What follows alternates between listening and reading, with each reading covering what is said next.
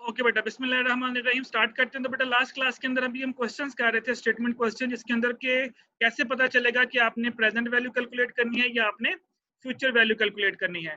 तो ये इसके लिए बेटा आपके सामने मैं स्टेटमेंट पढ़ रहा था और आपको थोड़ा सा आइडिया दे रहा था कि आप लोगों ने कैसे अंदाजा लगाना है।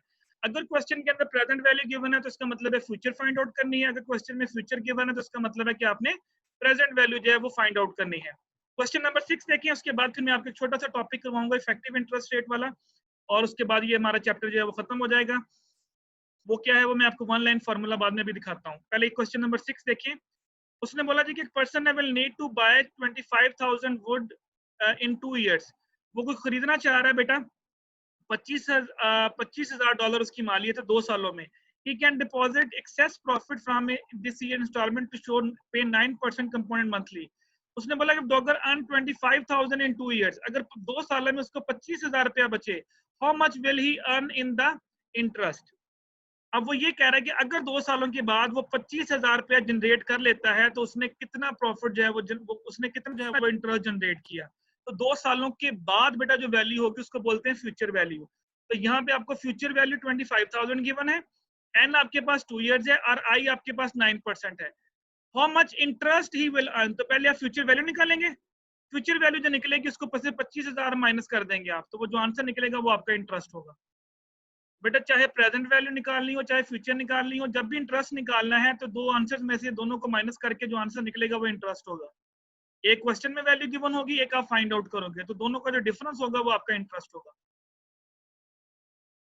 अंडरस्टैंड बेटा? चलें, अब ये क्वेश्चन भी आपको थोड़ा सा आइडिया होगा कि कैसे आपने कैलकुलेट करने हैं। एक छोटा सा टॉपिक है बेटा, that is effective interest rate. This is very important formula.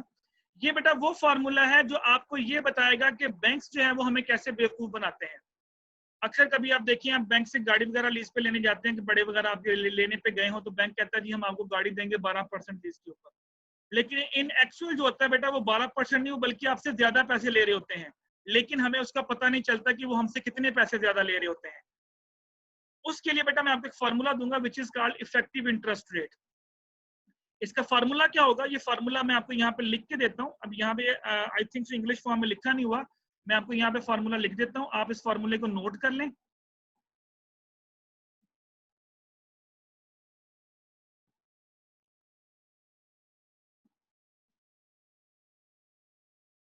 Okay, effective interest rate का बेटा मैं आपको फॉर्मूला दे रहा हूं, जिसका 1 plus I divided by M, power में बेटा आएगा एम और यहां पे आएगा -1। This is the formula. Effective interest rate 1 plus I over M, इसकी पावर बेटा एम लेंगे आप, यानी इसके ऊपर एम आएगा, ये पावर में आएगा एम और -1 लिखा होगा। This is the formula of effective interest rate like this one. ये मैं जो हाईलाइट कर रहा हूं इसको देखिएगा जरा, ये जो मैंने हाईलाइट किया इसके अंदर, बुक के अंदर देखिएगा, ये लिखा है 1 प्लस 0.08 की पावर 4 की power 4 -1। This is the formula of effective interest rate. Effective interest rate बेटा इसमें आपको सिर्फ दो चीजें चाहिए। अच्छा, अब इसमें आई क्या है? आई होगा इंटरेस्ट रेट। आप बैंक के पास जाते हैं, बैंक से कहते हैं जी हाँ जी बताएं गाड़ी मुझे कितने पे देंगे। बैंक कहता है जी आपको 12% के ऊपर मैं गाड़ी दूंगा।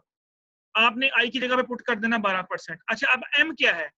एम है बेटा आपने पूछना है जी कि आपने मुझे किस्तें मंथली करनी है, क्वार्टरली करनी है, डेली करनी है, वीकली करनी है, कौन सी करनी है? वो कहता है जी मंथली, तो एम हो जाएगा 12। वो कहता है क्वार्टरली, तो एम हो जाएगा 4। वो कहता है डेली, तो एम हो जाएगा 360। वो कहता है वीकली, तो एम हो जाएगा 52, जो मैंने लास्ट टाइम आपको सिखाया था। तो यहाँ पे बेसिकली जो एम है, यहाँ पे एम का मतलब है कि आपने वो जो किस्तें हैं वो किस तरह पे करनी है।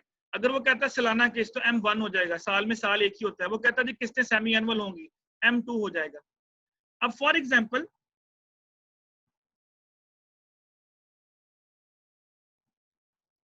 मैं आपके सामने यहाँ पे एक छोटा सा क्वेश्चन लिखता हूँ, इस क्वेश्चन को भी आप सॉल्व करेंगे, देन मैं आपको छोटा सा लॉजिक दूंगा। वो लॉजिक बिहाइंड दैट क्या है वो मैं आपको यहाँ पे सिखाना चाह रहा हूँ बेसिकली, कि ये हम लोगों का इसका हमें फायदा क्या होगा। अच्छा, आप देखिए जी इंटरेस्ट रेट लें 12%। इस फॉर्मूले में अब आपने वैल्यूज पुट करनी है।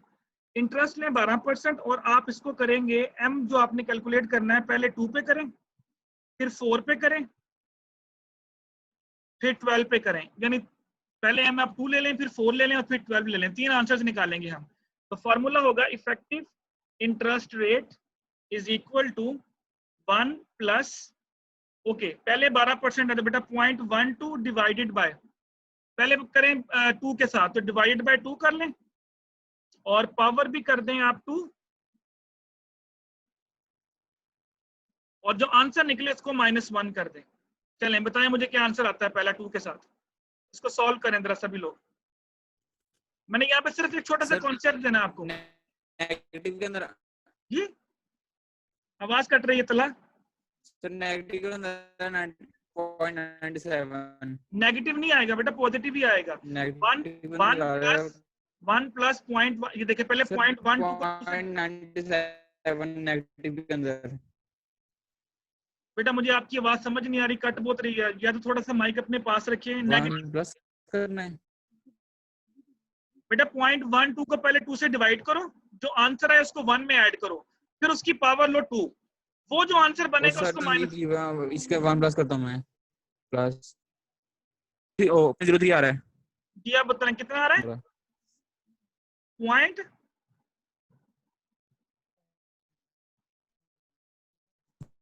सर दोबारा करता हूं, ये दोबारा करें, मैं बता दूं बेटा दोबारा पॉइंट करता हूं। ये दोबारा करें। 0.03 आया था। 0.12 को 2 से पहले डिवाइड करें बेटा, फिर जो आंसर है उसको 1 में ऐड करके उसकी पावर 2 लें, फिर -1 करें, जो आंसर निकलेगा वो पॉइंट में आंसर आएगा। देखिए क्या आता है, पॉइंट 1 प्लस ना करें, पहले 0.12 को 2 से डिवाइड करें, उसके बाद 1 ऐड करें। अगर आप 1 प्लस 0.12/2 करेंगे तो गलत हो जाएगा, क्योंकि कैलकुलेटर के अंदर डिवीजन चलता है। सर 0.12 आंसर आ रहा है।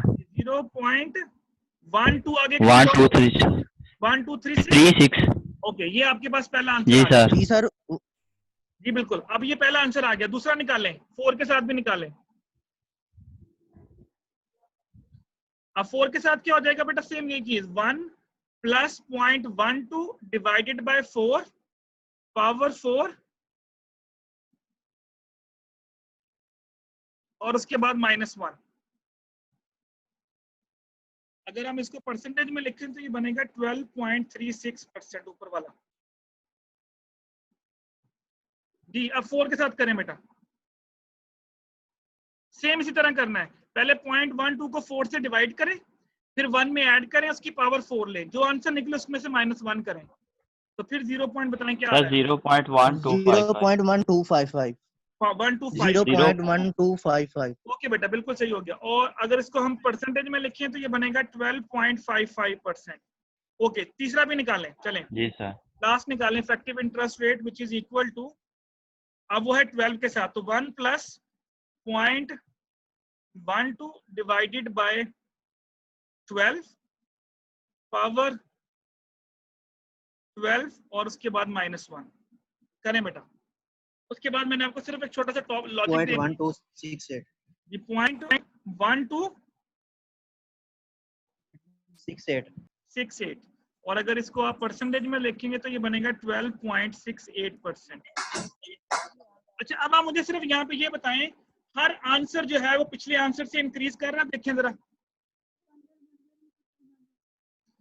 लेकिन जब आपने M2 पुट किया तो आंसर निकला 12.36%, जब आपने M4 कर दिया तो आंसर हो गया 12.55%, थोड़ा सा बढ़ गया, जब आपने 12 पुट किया तो आंसर हो गया 12.68%, 68% हो गया। ये बेसिकली क्या हो रहा है, ये बेसिकली बेटा ये हो रहा है कि जैसे जैसे आप नंबर ऑफ टाइम पीरियड बढ़ाते जाएंगे, नंबर ऑफ किस्तें बढ़ाते जाएंगे, नंबर ऑफ इंस्टॉलमेंट बढ़ाते जाएंगे, आपको इंटरेस्ट रेट ज्यादा पे करना पड़ेगा। क्यों?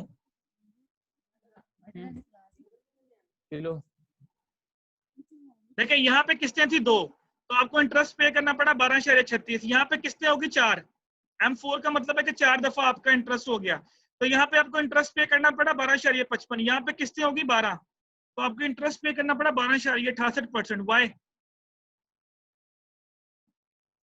ऐसा क्यों हो रहा है, लॉजिक क्या है बेटा? इंटरेस्ट पे इंटरेस्ट। यस बेसिकली यहाँ पे बेटा कंपाउंड इंटरेस्ट की मैंने आपको लॉजिक बताई थी, इंटरेस्ट ऑन इंटरेस्ट पड़ता है, लेकिन जब 2 किस्तें आपने पे की तो 2 दफा इंटरेस्ट कैलकुलेट हुआ, जब आप 4 किस्तें पे करेंगे तो इंटरेस्ट 4 दफा कैलकुलेट होगा, जब आप 12 किस्तें करेंगे तो इंटरेस्ट 12 दफा पे होगा। आप चेक करें तीनों के अंदर मैंने जो इंटरेस्ट पुट किया वो 12% ही पुट किया। देखिए 0.12, 0.12, 0.12 कागजों में हम कितना पे कर रहे हैं बैंक को? 12%। लेकिन इन एक्चुअल अगर आप देखें तो हम अगर 2 किस्तें करवाएंगे तो हम 12.36% पे कर रहे हैं बैंक को। अगर हम 4 किस्तें करवाएंगे तो हम बैंक को 12.55% पे कर रहे हैं। और अगर हम 12 किस्तें करवाते हैं तो हम बेसिकली बैंक को 12.68% पे कर रहे हैं, जो कि हमें पता ही नहीं चलता।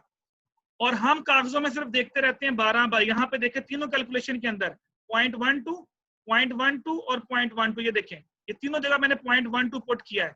मैंने किसी जगह पे डाटा चेंज नहीं किया, लेकिन तीनों के आंसर देख लिया आपके सामने डिफरेंट आ रहे हैं। बेटा बैंक से पाला पड़े तो आपने बैंक से सिर्फ 2 चीजें पूछनी है। आपने बैंक को कहना जी अच्छा अब मुझे बताएं, बैंक अगर आप गाड़ी किस्तों पे लेते हैं तो कभी बैंक कहता है कि 5 साल की गाड़ी है तो चले 5 किस्तें दे देना, हर साल किस्त दे देना? बेटा बैंक को फायदा ही नहीं 5 किस्तें लेने का। बैंक तो कहता है मंथली किस्त दो। अब 1 साल में 12 दफा कैलकुलेशन हुई, फिर जब अगला साल आएगा फिर उसमें 12 दफा कैलकुलेशन होगी, फिर जब अगला साल आएगा उसमें फिर 12 दफा कैलकुलेशन। तो ये 12.68 में भी होते होते होते 5वें साल तक ये 15% तक पहुंच जाएगा। लेकिन हम यही समझते रहते हैं कि हमने गाड़ी 12% पे ली है, लेकिन एक्चुअल में आप 13, 14 या 15% हमको पे कर रहे होते हैं, हमें उसका पता भी नहीं चलता। तो ये है बेटा बिहाइंड द लॉजिक के जो बैंक है वो उनकी कोशिश होती है कि वो आपको ज्यादा से ज्यादा किस्तें करके दें। तो जितनी ज्यादा वो किस्तें आपको ऑफर करेंगे बैंक को फायदा होगा उसका, क्योंकि बैंक उसके ऊपर इंटरेस्ट ऑन इंटरेस्ट आपसे ले रहा होता है। अंडरस्टैंड बेटा? लॉजिक समझ आ गई? Formula is very simple one. Anyone any confusion? जी बेटा हैदर। No, sir. कंफ्यूजन, कोई प्रॉब्लम, कोई समझ आ गई सारी चीजें? Yes, sir. अब आप लोगों ने बेटा करना ये है, ये हमारा चैप्टर कंप्लीट हो गया बेटा। This is the last topic जो मैंने आपको करवा दिया इस चैप्टर के अंदर। इस चैप्टर के अंदर बेटा बेसिकली 3 मेन टॉपिक है। Future value with calculator, without calculator, present value with calculator, without calculator, और इफेक्टिव इंटरेस्ट रेट। फिर उसके आगे बेटा फर्दर चेंजेस हैं कि अगर वो मंथली दे दे, क्वार्टरली दे दे, वीकली दे दे, वो भी मैंने आपको प्रैक्टिस करवा दी। अब आप लोग करेंगे ये, यहाँ तक बेटा हमारा कोर्स कंप्लीट होता है। मैथमेटिक्स का जो मैंने आपको असाइनमेंट्स के तौर पे चैप्टर्स भी दिए थे वो भी मैंने करवा दिए। अब कोई ऐसी चीज नहीं है जो आपको क्लियर ना हो। अब आप लोग जितने भी हमने चैप्टर्स किए हैं आप कोशिश करें कि उन सब क्वेश्चंस को सॉल्व कर लें। स्पेशली इस चैप्टर को भी आप सारे के सारे को सॉल्व करें जो एंड पे एक्सरसाइज गिवन है, जो आपके सामने मैं एक्सरसाइज ओपन कर रहा हूँ। इसमें से कुछ क्वेश्चन अभी हमने सॉल्व भी किए हैं, ये देखिए आपके सामने मैंने करवाए भी हैं। अब अगेन बेटा आपके सामने देखिए प्रिंसिपल गिवन है, 6% कंपोनेंट मंथली है, फ्यूचर वैल्यू निकालनी, कंपाउंड इंटरेस्ट सिंपल मैंने बता दिया। मंथली है तो 12 से डिवाइड कर देंगे, 12 से मल्टीप्लाई कर देंगे। ये सारे के सारे क्वेश्चंस आप सॉल्व करें। जो क्वेश्चंस आपसे सॉल्व नहीं होते वो फिर नेक्स्ट क्लास के अंदर, अगर हमारी नेक्स्ट क्लासेस होती हैं तो उसके अंदर आप मुझसे डिस्कस करेंगे, तो then I will guide you. बाकी फिर जो भी यूनिवर्सिटी की तरफ से ऑप्शन आती है, क्लासेस मजीद होनी है नहीं होनी, उसके बारे में जो भी होगा वो बेटा फिर हम डिस्कस कर लेंगे, आपको बता देंगे, उसके मुताबिक फिर हम चलेंगे। तो फिलहाल यहाँ तक कोई प्रॉब्लम है तो you can ask any question. ये एक्सरसाइज है आपके सामने, इनको पढ़ें। इस एक्सरसाइज में क्वेश्चंस को पढ़ें। जो क्वेश्चन आपको समझ नहीं आता, स्टेटमेंट समझ नहीं आती, वो मुझसे पूछेंगे सर ये स्टेटमेंट समझ नहीं आई, इसमें क्या फाइंड आउट करना है, तो मैं आपको एक्सप्लेन करता हूँ। टॉपिक से रिलेटेड कोई प्रॉब्लम तो पूछें बेटा। जो मैंने अभी आपको फॉर्मूलाज दिए हैं, ये मैंने कुछ क्वेश्चंस करवाए हैं आपको, अगर उसमें कोई प्रॉब्लम है तो you can ask any question, any one of you.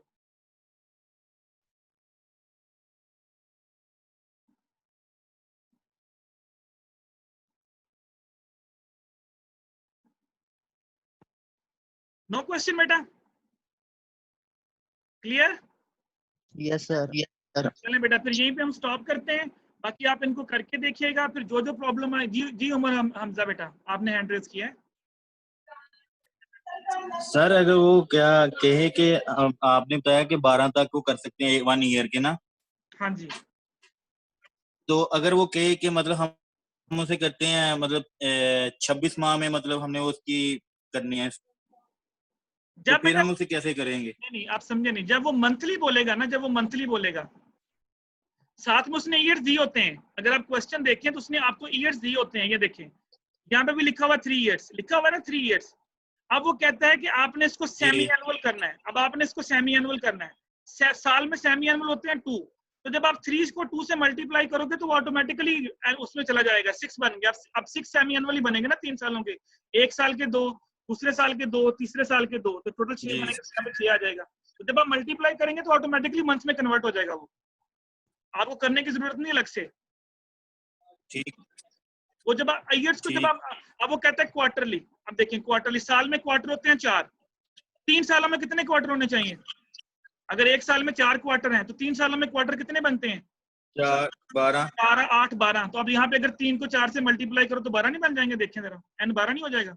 जी यही चीज है, जब वो बोलेगा तो उसने आपको हाँ जी। ईयर्स में डाटा दिया होगा, आपने सिर्फ उसको मल्टीप्लाई ठीक। करना होगा तो ऑटोमेटिकली उस चीज से कन्वर्ट हो जाएगा, मंथली, क्वार्टरली, सेमी एनुअल में ऑटोमेटिक कन्वर्ट हो जाएगा। और कोई क्वेश्चन बेटा? ठीक है सर, थैंक यू। ठीक है, ओके बेटा, देन फिर आपने ये कर लेने हैं और देन फिर नेक्स्ट जो भी आपको प्रॉब्लम आएगी you will discuss with me. Okay बेटा, अल्लाह हाफिज। सीआर साहब मुझे अटेंडेंस भेज दीजिएगा।